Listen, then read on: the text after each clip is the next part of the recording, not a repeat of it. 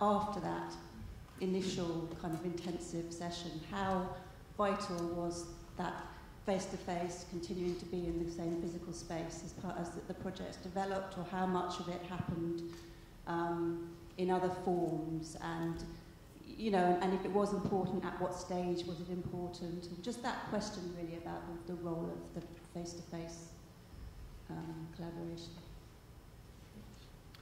Well, we in the sandbox process, we have a community day slightly under once a month, about once every 3 to 4 weeks. Everybody is, as contractually, is expected to be there in the same room together from the whole cohort. And then we have one-to-ones with producers and business development people in between that. We also run Base Camp as a project sharing facilities, project management space, so that people share stuff and use that quite a lot to shout out for some support or some ideas that they need or some input. And we also ask people to blog.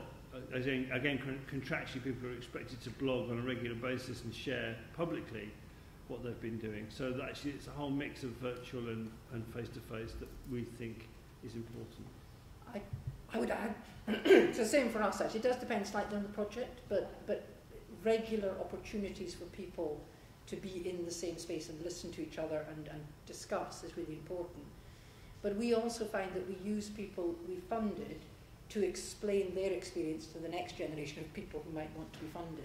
And that's been incredibly valuable. So rather than us saying, look, here's a scheme and here's how it works, examples of people who have collaborated, what they've learned, what they've achieved, some of it really very exciting. So you hear about the scheme and then you don't understand until you hear about it more that lots of things happen that we hadn't anticipated. So, you know, we fund a certain bit of collaboration.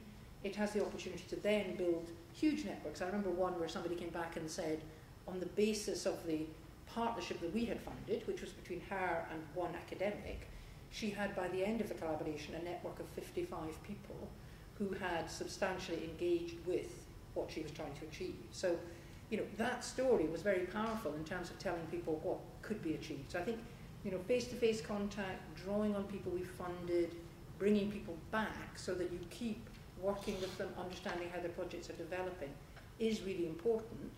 But also, clearly, we're using all the kinds of virtual communication that exist, and some projects rely on that really heavily, some not so much. But, you know, the creative entrepreneurs in residence actually quite like to be in residence. You know, they like to be in the institution, using the facilities and the space, and having that kind of informal networking. And I think it wouldn't be so successful without that. Much the same. When we award the funding, we put timelines in, so we have specific deadlines that the individual has to meet, or that the groups have to meet in terms of bringing the product to the market. But we're available to them at any time, and we just make ourselves available. So if there's a call or if they want to meet, that's what we do. But we meet with them, I think it's monthly. Just to say, we've got quite a few different models, but I can't think of one that doesn't involve a real connection to really get a feel for the other partners. And then there are various different models, but they're kind of in line with the other hubs in terms of needing to shake someone's hand and really see their eyes. I think there's something I just could add, which is I think a major learning for us is think about the network, not the project. And if you're thinking about how you as a university or how you as a department actually, you know, involve yourself in this space, I think doing a series of projects in a serial fashion isn't the best way to do that. If you think about creating a network in the way that Moray just described, from one project to a network of 55 people, that's really important. That happens because of serendipity and co-location and face-to-face contact. So I think it's really, really important that actually people are given opportunities to co-locate and to go, wow, you're doing that, I'm kind of interested in this, and then somebody else in the room says, oh, there's some money for that, and so you have a network effect. So the results come out of the network that you create that are emergent, not the ones that you planned for, actually. And that's really important, I think. A really important learning from React for me is curate your network I mean, obviously you have to look after your projects, that's core business, but actually the overall intention is to build a network, I think, and that needs face-to-face, it needs that co-location, it needs that sort of sharing of creativity in the same space. So one of the latest series of activities that we're planning, one of our PhD students is really interested in the notion of a lounge. So she's creating a series of events that are around a lounge, and it's about creating a community that isn't fixated on a bag of gold at the end of a day or 2 days, or that it's about creating common interest and serendipity, and interesting things emerge which will then go into projects. But the reward is the interesting like-minded people or different-minded people that are in those events, rather than it being like a sandpit with a dragon's den at the end, which we have done that, and it does. Sometimes it does work, but this is a different, more kind of soft approach. Anything else? Yeah. Yes. Yes,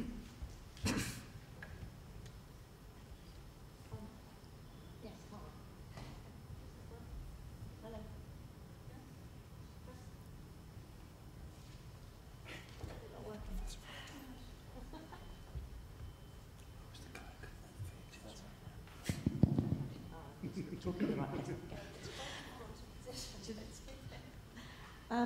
I'm finding this really interesting. I run a network in the South East called the Creative Visual Arts Network for the South East, and it's a network of publicly funded visual arts organisations, and we, my role is to bring those organisations together and work collectively and collaboratively, but also to have relationships with external partners such as the higher education sector. So it's a kind of question for Morag really, because I really like your term curating relationships, because obviously within the visual arts I think curating is a bit of a loaded term, but I just find that actually it's quite a useful term for me, because I think you do develop and grow. My question is, how do you evidence the value of those relationships? Because this is, I think, what we struggle with a lot. Because I know that in our work, I will broker a relationship or a conversation, and it will result in a whole other set of activities. But how you actually put a value or you evidence that is Yes. quite a challenge. Well, I think there's a sort of constrained answer to that, and then there's the larger answer, which is so the constrained one is, we obviously are monitoring and evaluating the things we fund, with a very clear set of questions about impact, about what happened to the partnership, about the extent to which the partnership was built through us. And we can follow that through to see if it then leads to a larger partnership, to other kinds of funding opportunities. So if we're looking specifically at things we fund, then I think in a way it's not easy, but it's easier, because there are expectations that people will provide reports, that will continue to engage with us, and we can then compare and evaluate, and that's something we're doing. I think the more amorphous sense of putting something in place that wasn't there previously is one that we're really, aware of. I mean, lots of people we don't fund nonetheless have met collaborators through what we've done. And I think that by having that link into our research strands, we can sometimes pick up some of that value. So by including them potentially in a research lab, by inviting them back to other events, we can begin to pick up that learning. But it isn't by any means simple, and in terms of value, I think that a debate is going on in all the hubs actually about the nature of the value that we're creating, and we can describe that economically, and in some cases that's the most appropriate way to describe it. But we clearly can also describe it in terms of other sorts of facilitation, and if you like, I think one of the values that we bring is making the borders of the universities more porous. That's not an IP translatable value immediately, but it is making us fit for the purposes that we have as universities of generating knowledge collectively with those who have a stake in our knowledge. So I think I would say there's a value in porosity, but I haven't yet got a kind of measure for it. So I don't know if that helps. Does anyone else want to come in on this? John? I have a comment to make about picking up on your interest in the idea of curation. I think what we've learned very strongly is that if you're setting out to say, right, we want to put together an interesting network of people to do interesting things, the key role in that are what we call producers, but we might easily just as well call curation. We also frequently talk about curating relationships, and we talk about what we give to that network, actually, apart from a bunch of resources, is actually brokerage. It's actually connecting people with one another and with resources and helping to manage those projects. Now, this is an interesting thing. This role exists in the world in at least two different places. One is in the work of curators in the gallery sector and in the visual arts sector, and the other is in what are called producers in most of the rest of the creative economy in theatre, film and television. The producer is the person who brings the talent together, manages the money and makes sure the project gets delivered. And so I'm very keen on the idea of thinking about producers. And actually, you mentioned this earlier on this morning when someone was talking about where do people go in America. You immediately went to the people who are on campus who are producers, actually. They do this work. And I think there is a natural role in the world. Producers and curators are already doing this. I think universities need to know how to employ producers and curators, not necessarily research business development managers, which is a fairly clunky, long-winded title for something which actually doesn't quite have the same sense of creative fluidity about it as producer or curator might. So I think it's a really valuable way of understanding how to get your network to function, because a network on its own doesn't work without the producers. And the way that we've evaluated that is to actually do interviews with people, and we've talked about who did you meet, who did you connect with, what were your significant connections, and then we've mapped that as a part of social network analysis so we can see the connections that people made. Oh yeah, there was a producer here and a mentor here, and that was significant to me. So we've actually started to sort of identify that using social network analysis in a fairly primitive kind of way.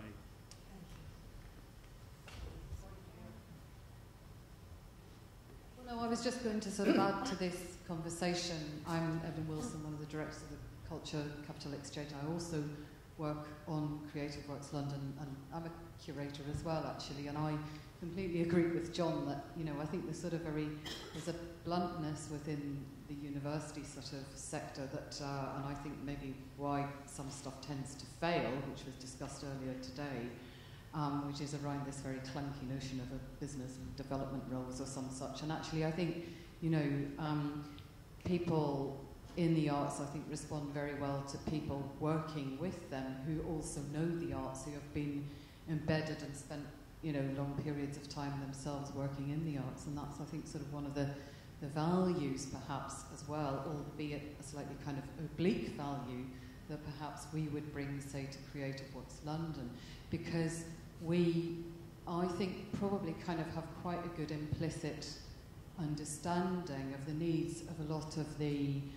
certainly the cultural creative organisations that come to us. We understand the language, we also understand, you know, we can sort of translate, but I think the curation point, I think, is really, really important, because actually there's modes and means by which you create the conditions to put certain things together, much in the same way that you would do if you were curating an exhibition or indeed, you know, a festival or a conference or any other activity, where what you do ostensibly is create a space in which there is an intention and an objective, if you like, as well. And just to say that also one of the things that we think seems to be really, really interesting and really valued by the arts, I think, sort of coming in, is actually having space and time, because I think very often, as you know, people are, I think, incredibly sort of constrained, and some with things like the Creative Entrepreneur in Residence scheme that we run at Creative Works London, I think it's just really brilliant that people have this period of, you know, 3 to 6 months to just really take time to think about things that otherwise might be really difficult to have that space to do. Hope that helps.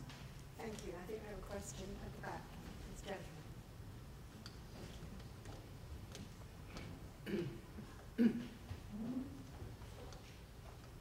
Thanks. Robin McPherson from Edinburgh University.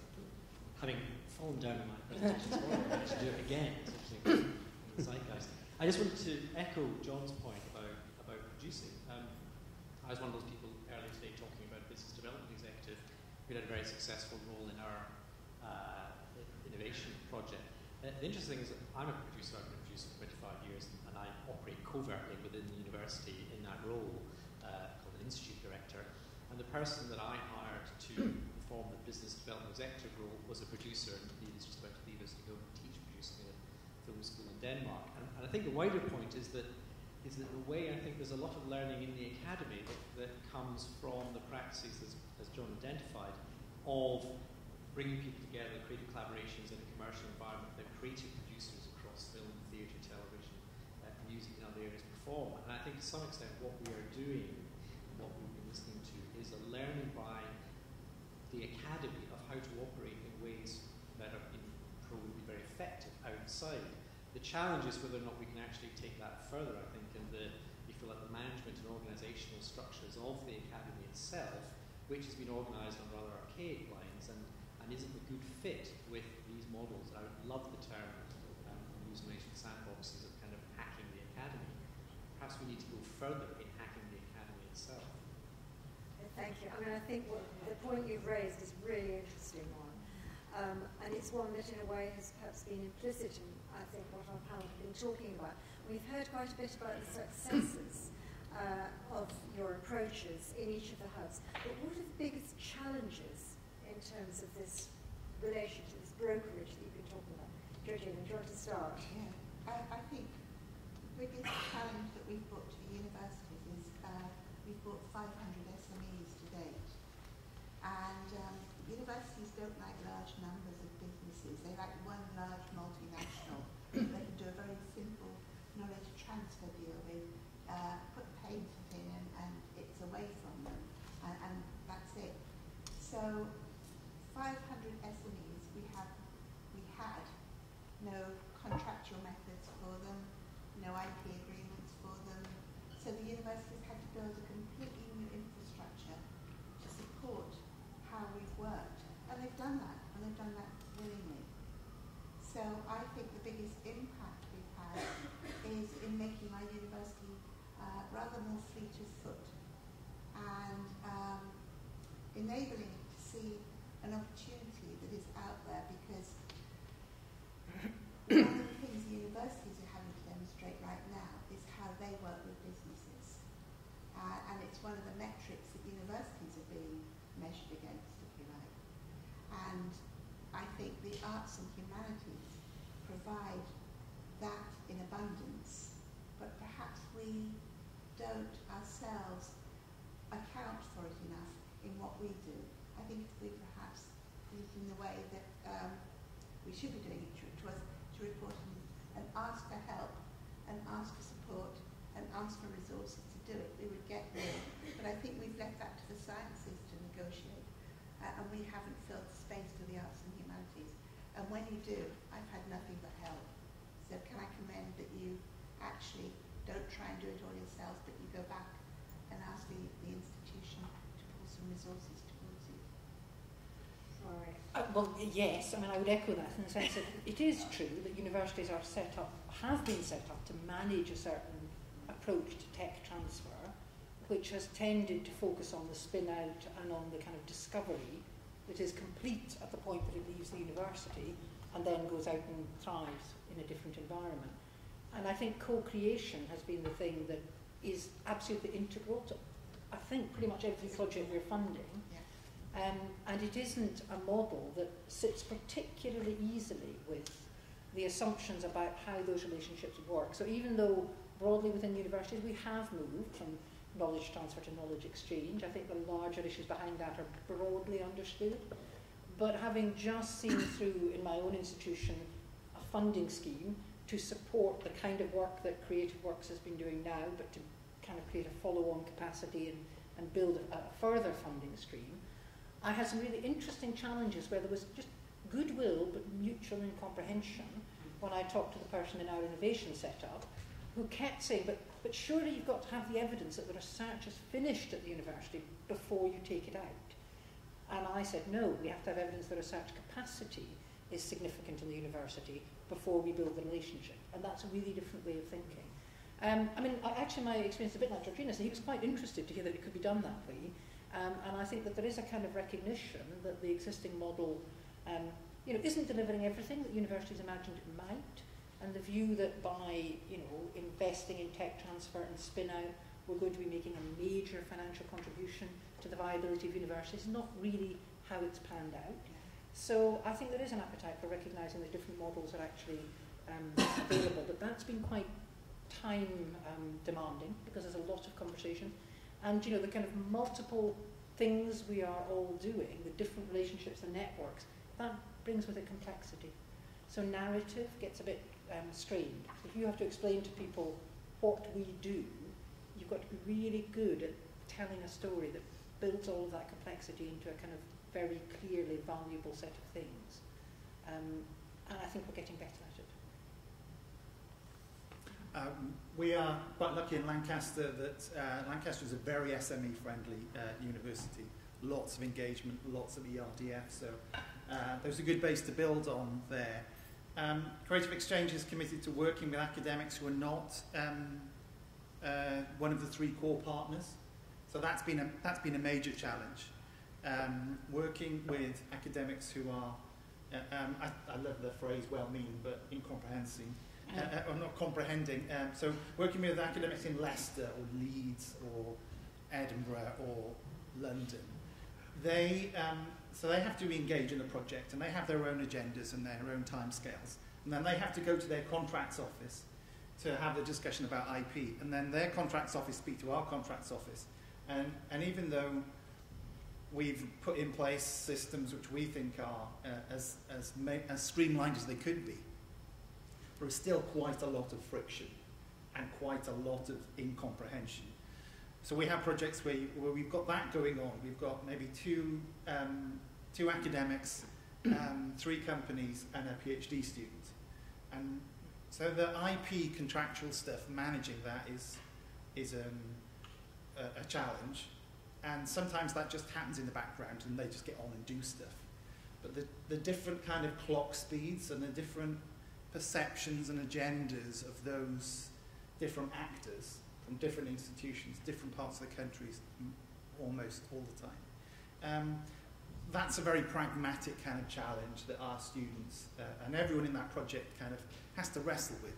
And it's good, but it's still, it's something to, it's a soft skill that our PhD students are really learning and becoming expert in now, which is a great kind of skill for them to have. John, challenges.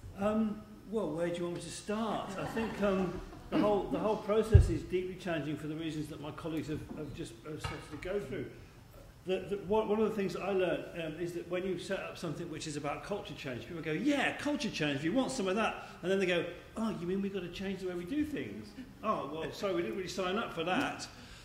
So I think it's been really difficult at the level of contracts and finance. I mean, I'd say that's the first thing. Actually getting contracts issued in a timely manner. And this goes back to what we've all been talking about. 10% of the creative economy is nearly 10% of the economy as a whole. It's massive. 60% of it is micro businesses, tiny outfits, 2 or 3, 4, 5 people. If you say to those 2 or 3, 4, 5 people, actually, well, yeah, come and do the project, and the contracts will happen, like, you might get it by the end of the project.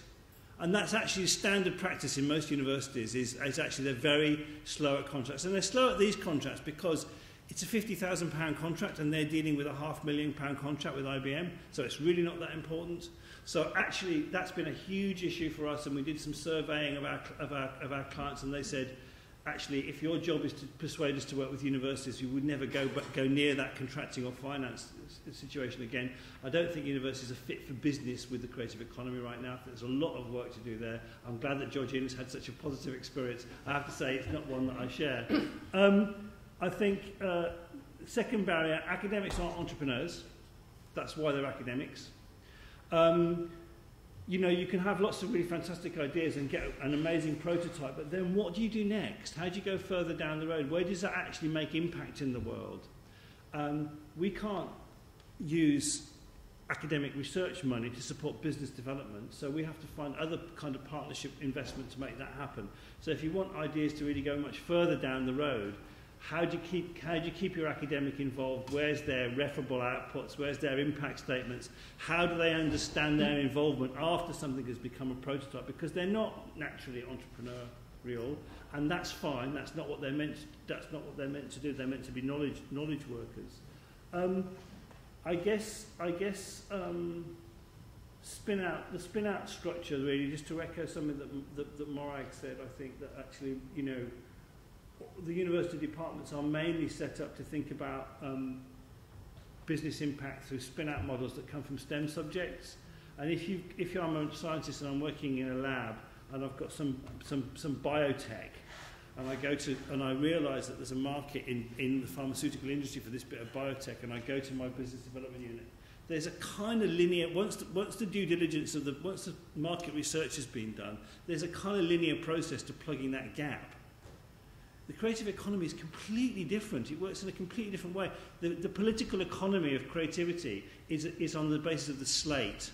Producers have a slate of projects where or a bunch of bands or a bunch of artists, and they expect one to be a hit that funds the other 5 that don't quite make it. So in every half dozen projects, that's kind of your ratio.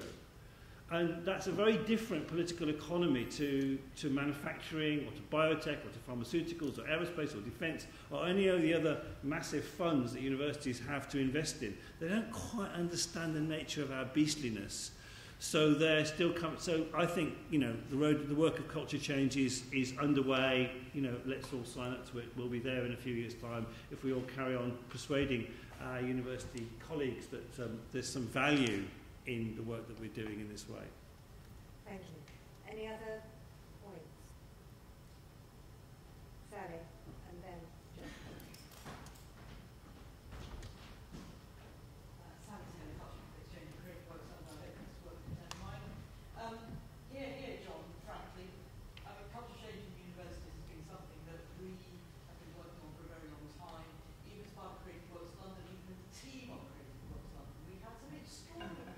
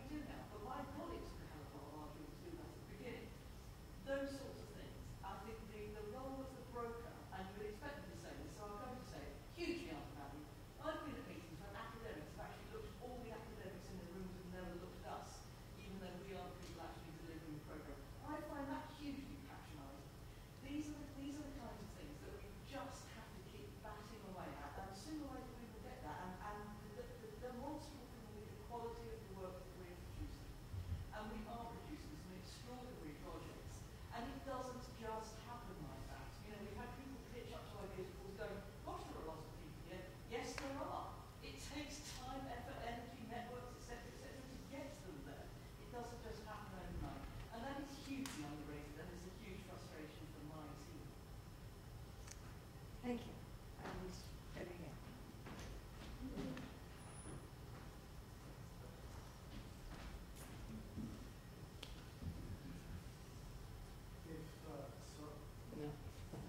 Shout. David Tutor from South London says, if somebody has a good idea to make the world a better place, shouldn't we get rid of intellectual property and send that idea onto Wikipedia and get it out into the world?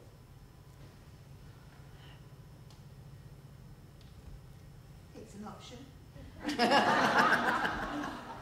It depends on the individual, doesn't it? I mean, some people have done that.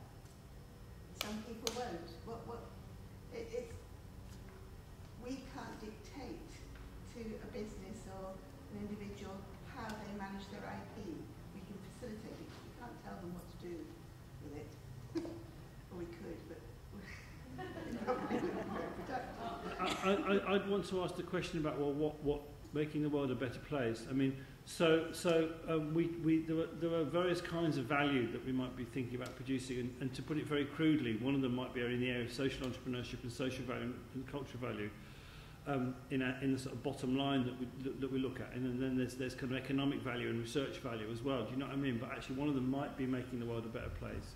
In which case, one might assume that a combination of, and this is true of most knowledge economies now, that actually there's a combination of open source, peer-to-peer, free to use, and added services and added value where you pay for things in a different way. So I think the models of IP that we've all been working with are changing really, really fast. And I think, you know, we need, it's a bit, for me, it's a bit horses for courses in terms of thinking about social entrepreneurship and social value. Making the world a better place, I'd say, probably, yeah, hive-minded would be great, but actually you're also going to need some money. Someone's going to need to pay for it, and so you're going to need to earn some money somewhere. Where's that going to come from? How's that going to work socially? It's quite a complex question. Did you want to? I was just going to say that just to give you one very clear example, my university invented the World Wide Web and insisted at the time that it was giving away to the world for free. Otherwise, then there was a kind of Peter Mass VHS kind of situation. And I don't think they regret it. The open source and the free access were very central to playing out my success it was. And it kind of was flatlining until Wikipedia and Google got hold of it. And then it went from horizontal graph to vertical graph. But the money that they made out of that has never been recouped by the academic world. It's that massive lesson. Well, that's the public value argument for universities, that actually universities exist in the world to produce exactly that kind of knowledge. They're funded by the state out of taxes, and they shouldn't be chasing after people's the IP that Google has, or that, and actually Wikipedia hasn't made that much money in that sense, but they shouldn't be chasing after the IP in the digital economy in order to get some of that money back. That's what universities are for. And that's a completely different scenario, isn't it? If it's an academic discovery to an individual, if you like, or a company, or a small SME who's struggling to survive. Yes, it is. So, very quick, I think the Varg Society are really interesting in this respect in Amsterdam. They did really pioneering work to make artificial limbs at 100th the price of a commercial. And they heavily protect what they do. They protect the IP to keep it open rather than to close it. So that's that's a kind of counter-argument to just being completely open. You can protect the openness of an idea, which is a lot of what we do, what I do, is Creative Commons is great.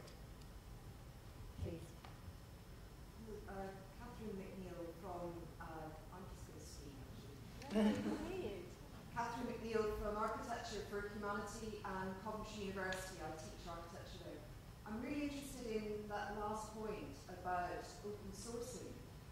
One of the things which Architecture for Humanity did was set up the Open Architecture Network, which is an open source digital place to be able to log projects within the field of social design.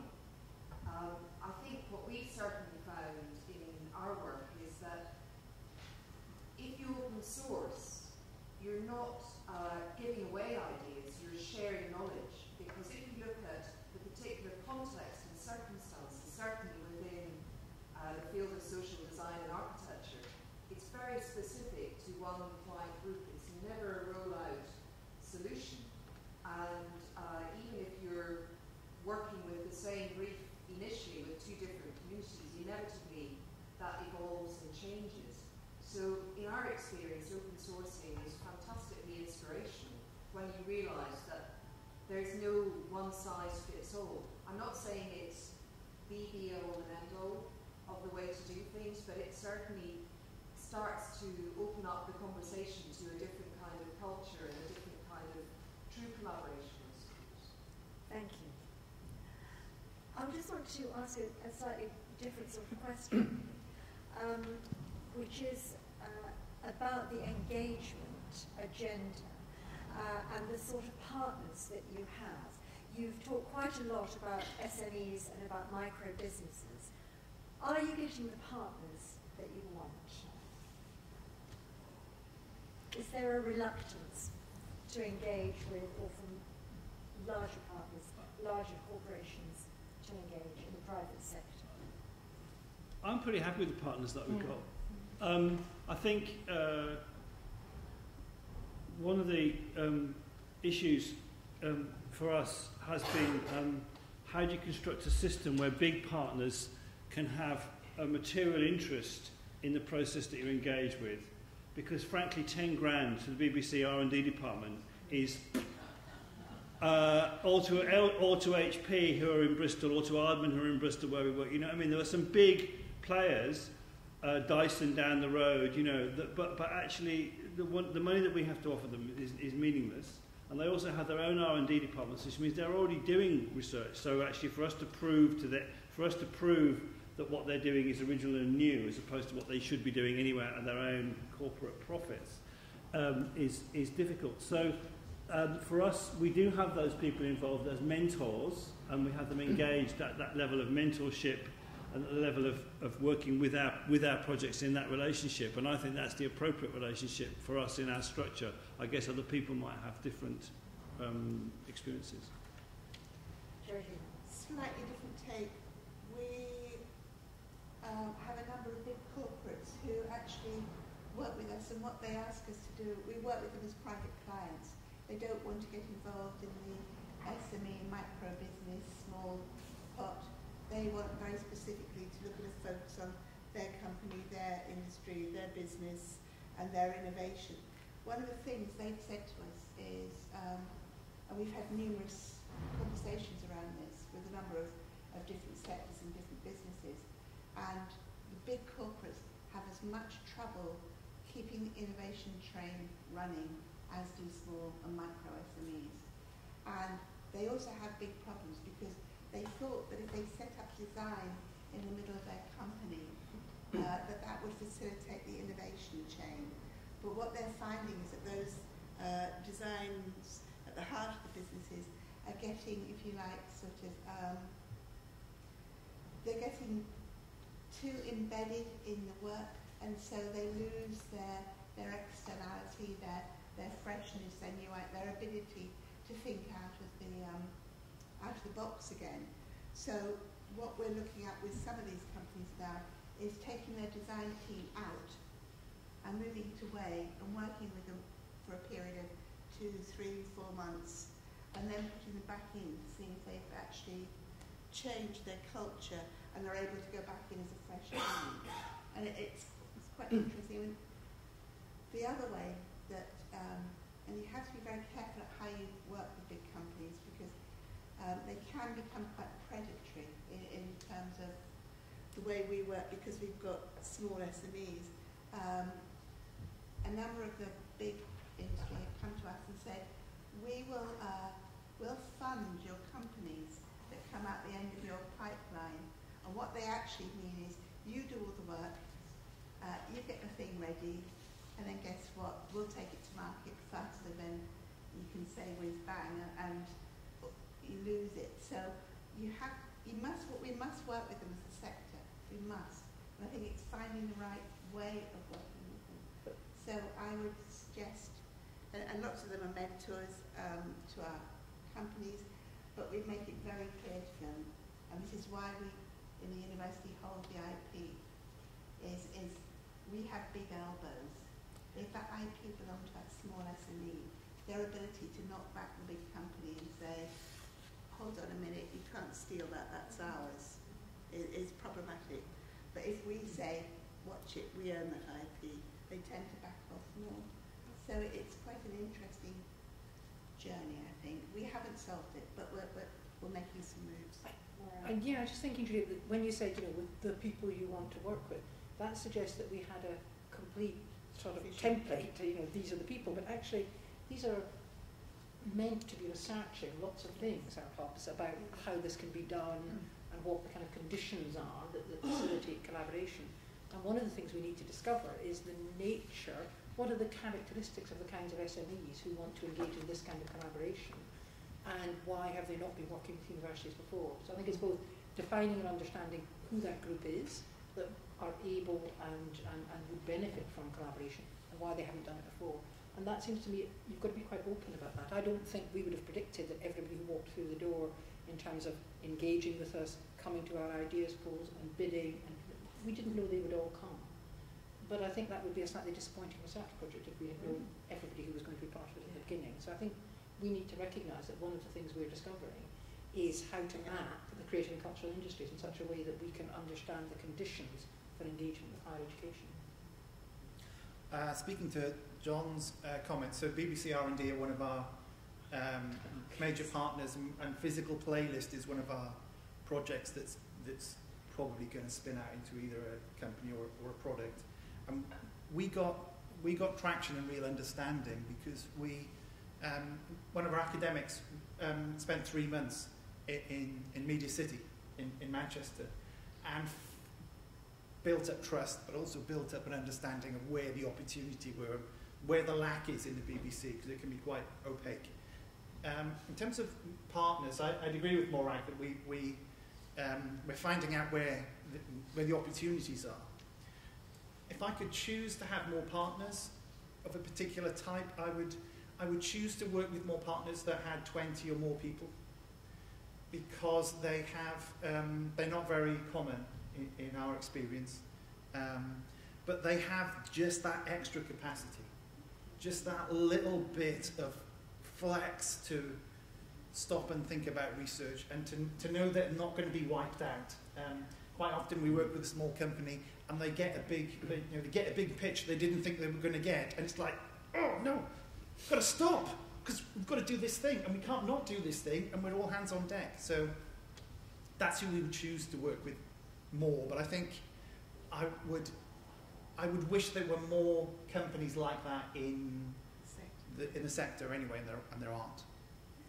I mean, the 4 hubs are very focused on the UK economy, I think, in the UK cultural economy. But I also know that some of you have had experience beyond that, and I just wondered, I'm looking at John particularly here, because you were saying something about your experience in China recently, and I wanted if you just actually say something about well, certainly in the respect that an SME in China starts at 100 employees. And when the Shanghai Academy of Social Science has been one of the places in China that's really developed the idea of the creative economy, and there's a policy in China that began in 2006 where the state said we will now have a creative economy. And I think when you understand what that means, that sort of top-down imperative in a place like China, and actually we were hearing about it this morning from the keynote, the amounts of investment being made in Asia into the concept of the creative economy are gargantuan by comparison, really, with how we work. So I think how we would take our learning and be able to use it usefully in other countries, or how our experiences might export, is something that actually remains somewhat opaque for me. I can see loads of connections with my European partners because I feel that there's some similar senses of scale and dynamic and temporality and all those kinds of things. But actually, when it came to thinking about how we would actually work with China, I mean, we have some projects going, we have some projects in development, but I think it's going to be interesting to see how that works out. Thank you. Anyone else want to come in on that sort of external perspective, please? I'll just shout. Well, it's this question about scale. I mean, I look at the situation in England, certainly in Scotland, where expectations, particularly from our equivalent FP, the SFC, about innovation transforming sectors.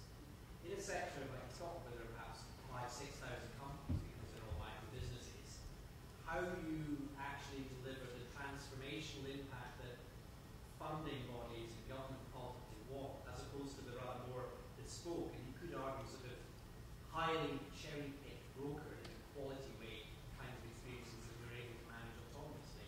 There is a big gap between the two, and the expectation, certainly in Scotland, is that if creative industries is going to get the investment and innovation that other sectors are getting, we have to be able to promise sector-wide transformational impact for the majority of the people working in it. And that's quite a tall order. Yeah. I have one closing question really for the panel, which is, if you had advice for universities based on the lessons that you have learned so far from the hubs, one piece of advice, what would it be? What's the most important lesson that you feel you've learned so far? Well, probably to respond to that comment, not to look for that kind of transformational output from the work that we're going to be doing in the arts and humanities, because it will be and is being transformational, but that's about an aggregation of impacts. It's not about the one big hit. So I think understanding the ways of working in the creative industries and how those interact with creative processes and research norms in the arts and humanities, that's what I think we need to get across. Well, aim to strengthen the overall creative ecology of wherever your university is. Think of it holistically, understand the creative ecology of where your university is. One of the things I meant to say at the beginning, actually, of my remarks on this panel was, there's no solution, there's no one solution for this, there's no one-size-fits-all solution for this. We all go with the grain of what's in our creative ecosystem. The situation in Antwerp is different to the situation in Sheffield, it's different to the situation in Singapore. And so we must arrive at solutions that are local. But to do that, you have to understand the whole. You have to take a holistic ecological view of the system that you're in. And so I'd aim to intervene at that level and think at that level. I would say cultivate and support new types of academic who are equally at home doing pure research, and also applying that research and working with outside agencies. And moving between those two modes is incredibly rewarding, personally, for me. Professionally, in terms of the research that I do, it's rewarding. But universities are not recognising this new type of activity, and that's inhibiting, particularly to new academics. I think mine would be practice what you preach. We're looking at innovation and be flexible, make change all the time in response to what you're learning. So don't get a model and be rigid about it. Keep moving that model along as you learn. Otherwise you solidify something and you get yourself in a corner. So practice what you preach, innovate and keep moving. Thank you. On that positive note, we'll end the session. There's a drinks reception waiting. Thank you very much.